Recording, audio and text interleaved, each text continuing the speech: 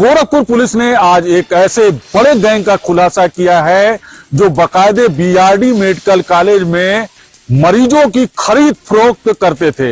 यानी कि जो बाहर के जिलों से मरीज आते थे, बाकायदे उनको एक प्राइवेट हॉस्पिटल में ले जाते थे जहां उनकी सेटिंग रहती थी। यानी कि उनको बाकायदे मेडिकल कॉलेज के गेट पर गुमराह कर दिया जाता था और बताया जाता था कि मेडिकल कॉलेज में आपको अच्छा इलाज नहीं मिलेगा।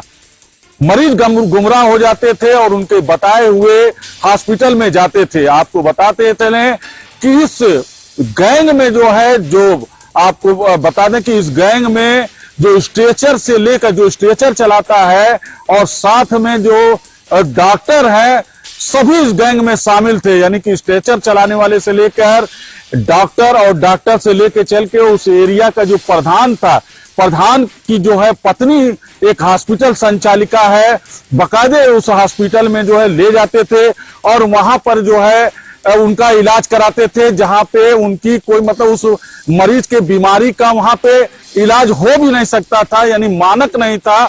वहां पे इलाज कराने की जो है व्यवस्था की जाती थी और मोटी रकम ये बीच के जो दलाल हैं वो वसूल लेते थे मरीजों से। अच्छा खासा पैसा डॉक्टर लिया करते थे। ऐसे ही एक हॉस्पिटल में एक मरीज को दलाल ले गए, जहां पर जो है बाकायदे उस मरीज की मृत्यु हो गई।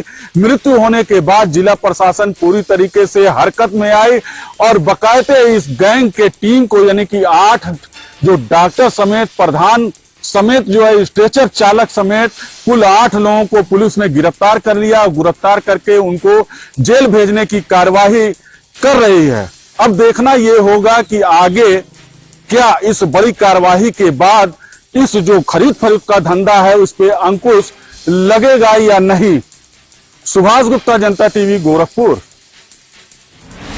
प्रदेश में चल रही आरक्षी पुलिस परीक्षा को लेकर आज इटावा में 17 एवं 18 को पूरी तरीके से सैकड़ों की संख्या में लोग इटावा अपनी परीक्षा देने पहुंचे। वहीं लगातार पुलिस प्रशासन एवं संबंधित अधिकारियों के द्वारा पूरी तरीके से जगह जगह किसी प्रकार के छात्रों को असुविधा न हो तो लगातार मॉनिटरिंग करते नजर आए। वहीं रेलवे स्टेशन पर भी पहुंचकर पूरी तरीके से एक सुरक्षा व्यवस्था के कड़े इंतजाम किए गए, किसी प्रकार की आने जाने वाले लोगों को असुविधा न हो। और इसी तरीके से आज पूरी तरीके से 18 तारीख में भी लोग अपने परीक्षा फल को शांतिपूर्ण तरीके से देकर अपने घर वापस लौटे। कैमरा पर्सन के साथ रामकुमार राजपूत, जनता टीवी, इटावा।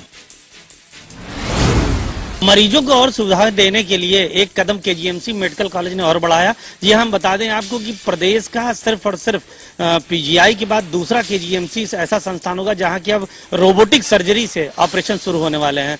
हम बताना चाहेंगे कि सिर्फ और सिर्फ पीजीआई में अभी तक रोबोटिक सर्जरी हो रही थी और अब मेडिकल कॉलेज लखनऊ में भी रोबोटिक सर्जरी शुरू होने वाली, जिसका अनुमोदन शासन के द्वारा मिल गया है। और अब जल्द से जल्द मेडिकल कॉलेज में भी गैस्ट्रोलॉजी डिपार्टमेंट में, फिर सर्जरी डिपार्टमेंट में रोबोटिक सर्जरी होगी। और जिसका लाभ सबसे बड़ा ये है कि जो इसमें आने वाला खर्च है वो बहुत कम होगा, जो कि मैनुअली ऑपरेशन जो होते हैं जिसमें कि 5 से 7 लाख 8 लाख रुपए तक खर्चा होगा, वहीं रोबोटिक सर्जरी के माध्यम से 70 से 80 हजार में ही लोगों की सर्जरी हो जाएगी। निश्चित रूप से रोबोटिक सर्जरी शुरुआत होने से कहीं ना कहीं मरीजों को बहुत ज्यादा लाभ मिलने वाला है, क्योंकि मेडिकल कॉलेज अपने आप में एक ऐसा संस्थान है जिसमें यूपी का बहुत बड़ा गरीब तबका निर्भर है और कहीं ना कहीं रोबोटिक सर्जरी शुरू होने से उनको लाभ मिलना तय है। लेकिन ये रोबोटिक सर्जरी कब तक शुरू हो पाती है ये तो शायद आने वाला वक्त ही बताएगा और कहां तक इसका लाभ मरीजों को मिल पाता है। कैमरा पर्सन रियाज के साथ सत्यव्रत शुक्ल, जनता टीवी, लखनऊ। संगम नगरी प्रयागराज में जहां बीते 5 दिनों से रिलायंस का नेटवर्क पूरी तरह से ठप है और जियो का नेटवर्क ठप होने के कारण अब लोगों को काफी असुविधा हो रही है। बता दें, जहां 5 दिनों से नेटवर्क ठप होने के कारण ना लोग कॉल कर पा रहे हैं, ना एसएमएस, नेट तो चलाना बहुत दूर की बात हो गई। साथ ही बीच में एक दिन के लिए भले ही सही हुआ मगर उसके बाद फिर सर्विस वैसे की वैसे ही हो गई, जिससे काफी लोगों को परेशानी हो रही। बता दें, पुराने शहर के दरियाबाद, मीरापुर, करैली व अन्य क्षेत्रों में इस तरह से समस्या आ रही है, तो वहीं अल्लाहपुर क्षेत्र में भी इसकी समस्या बनी हुई है। और ऐसे में अब देखना होगा कि जियो का नेटवर्क कब सही होता है, या इसी तरह से प्रयागराज की जनता परेशान रहेगी, या फिर इसमें 5G का जो टेस्टिंग हो रही है उसके वजह से परेशानी है, ये भी कहा नहीं जा सकता है, क्योंकि लगातार जनता कस्टमर केयर पे कॉल कर रही है मगर उनको कोई भी आश्वस्त करने वाला जवाब नहीं मिल रहा है, जिससे कि काफी उनको परेशानी का सामना करना पड़ रहा है। जनता टीवी के लिए सैयद मोहम्मद आमिर, प्रयागराज।